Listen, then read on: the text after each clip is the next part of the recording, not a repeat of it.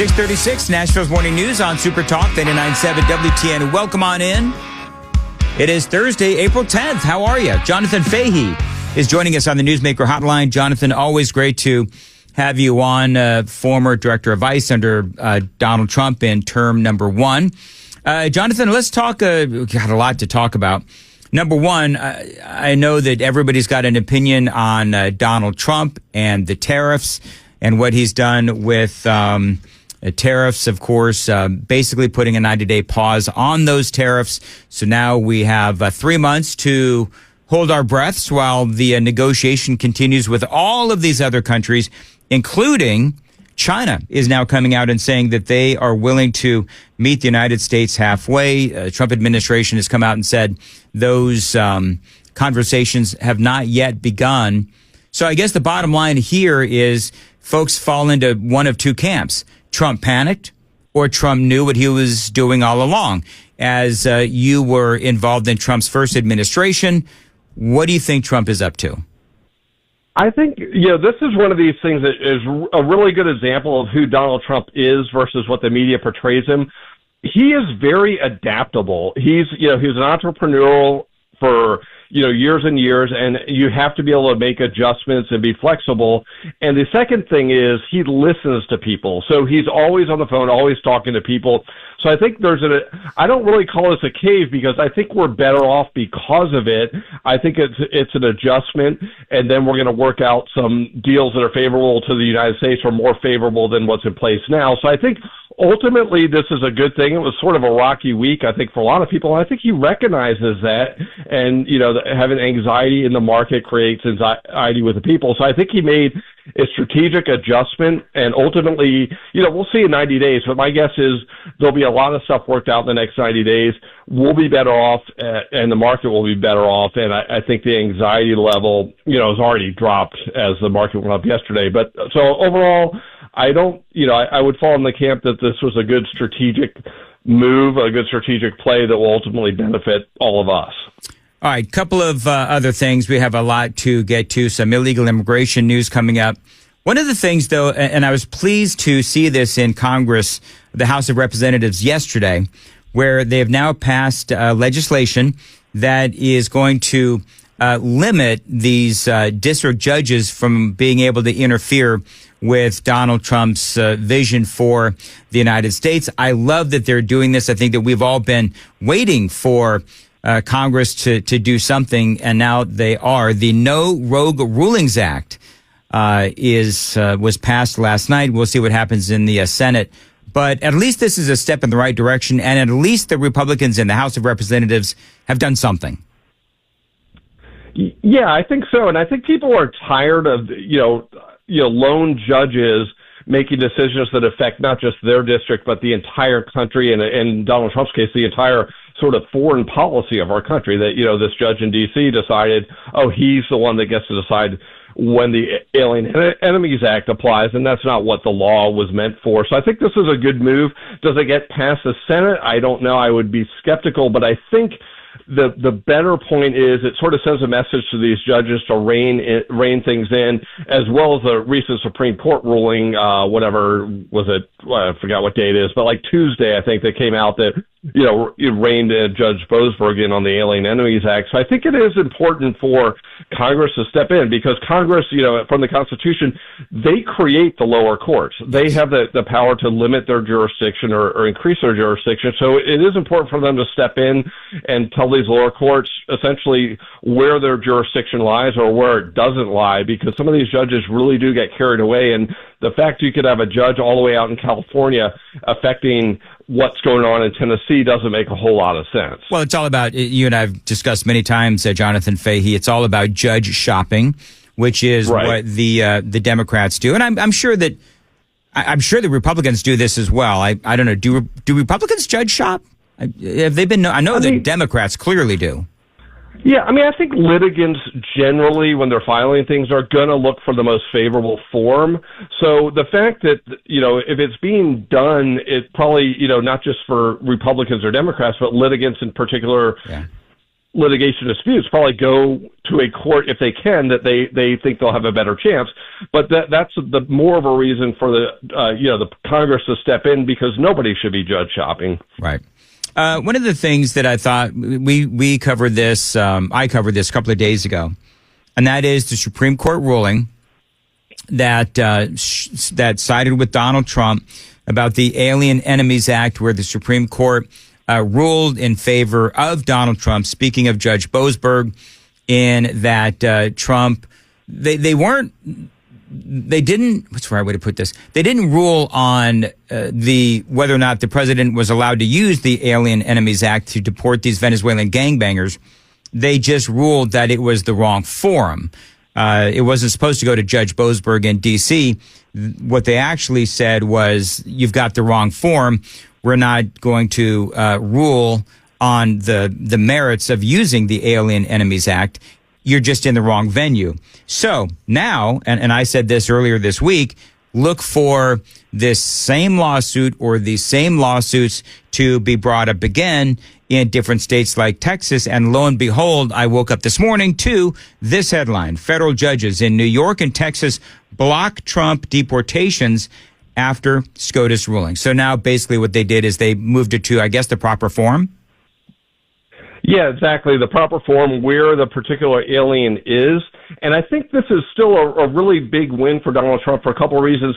My understanding of what the Texas judge did was just sort of pause the deportation. And I think in that Supreme Court ruling, they said even under Alien Enemies Act, the person that's being deported is intended to notice that they're being deported under this act, and also the ability to challenge it based on habeas corpus, which is just a constitutional provision to challenge your incarceration. So I think, that one, my guess is the judge is just going to put in some process, expecting more of these to come through. And I think going forward, what's going to happen is most of the aliens will not challenge this, because they're not going to all be deported to this El Salvadorian prison, but Venezuela is taking people back. So my guess is most don't challenge it. The ones that do, there'll be a streamlined process where the government will essentially give notice, give a minimal amount of evidence, maybe an affidavit or something as to the tie to the alien enemy, Tren de Aragua, and then they'll be deported without a long, lengthy process. And if there is an appeal, the appeal will be after they're sent out of the country. So I think it'll still be streamlined. At least that's my interpretation of what that Texas judge was doing, is just sort of, take a pause, figure out the process, and move forward. But we'll see, we'll see how it unfolds, because you're right. It's like, okay, we go to the Supreme Court and now it's back to litigating the same thing. But my guess is the Supreme Court may step in again, because the implication from that ruling is this is the president's decision to make on the Alien Enemies Act, meaning when it applies and who it applies to. Yeah, I mean, obviously we are in a situation where here in America we have all of these different judges, and they are trying to impact what happens not only in America, but when President Trump is blocked from doing the things that he wants to do, it actually impacts the world. So we've got a lot more with Jonathan Fahey coming up. It is 6:45. Time to check the roads on WTN. 36, Nashville's Morning News on Super Talk 99.7. As far as your weather today, a high of 72. Some rain this afternoon and this evening.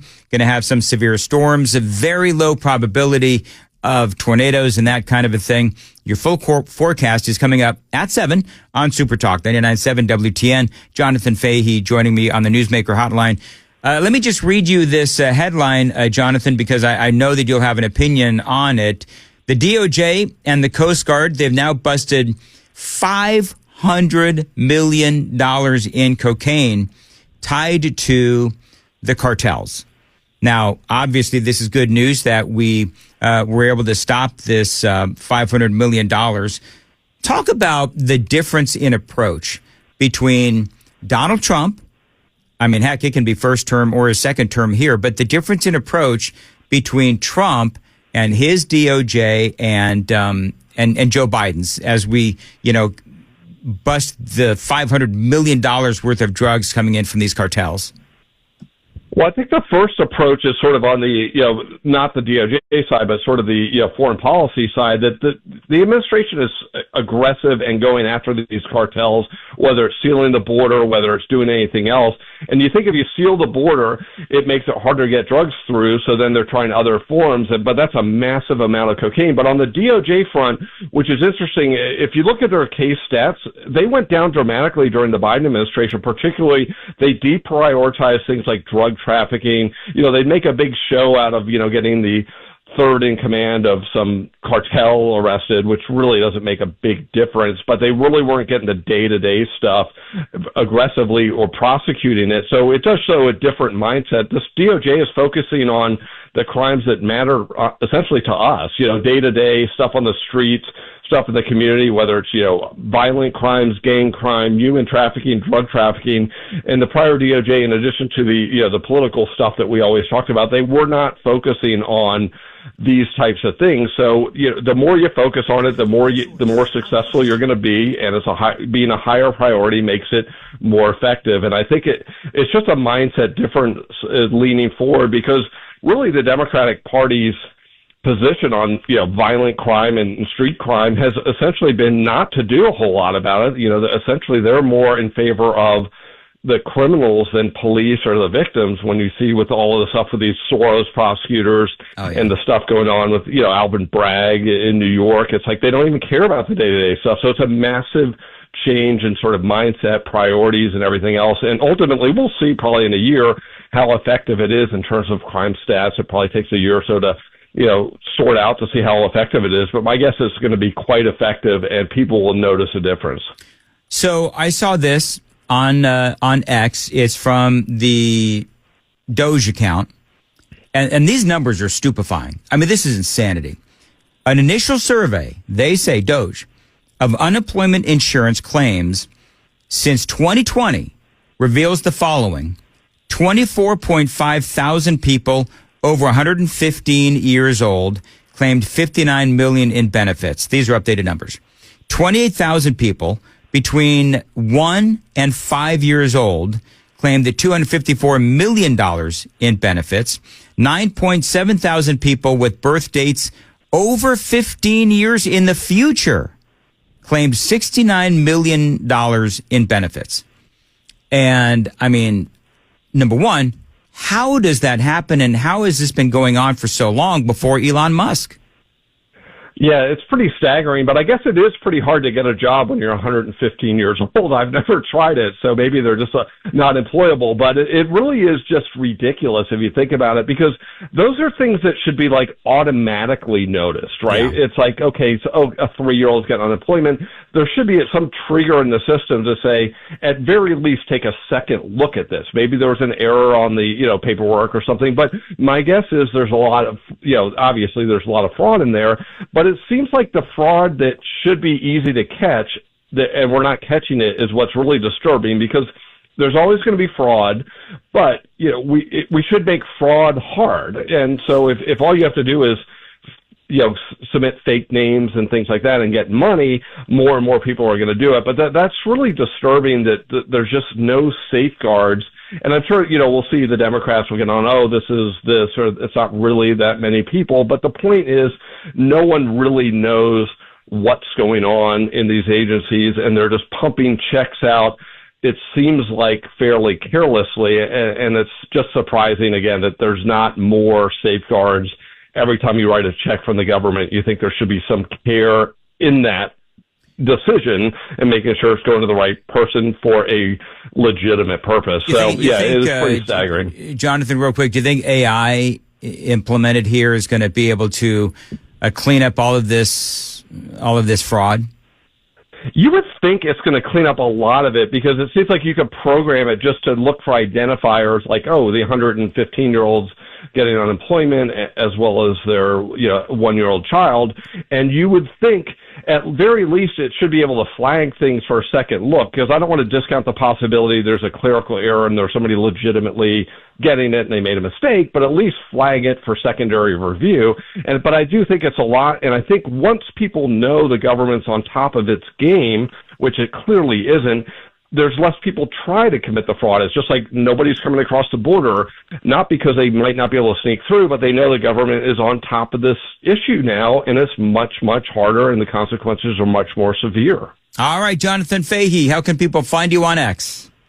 John for Fairfax, JONFORFAIRFAX. All right, appreciate it, as always. Here at 7 o'clock on Super Talk 99.7 WTN.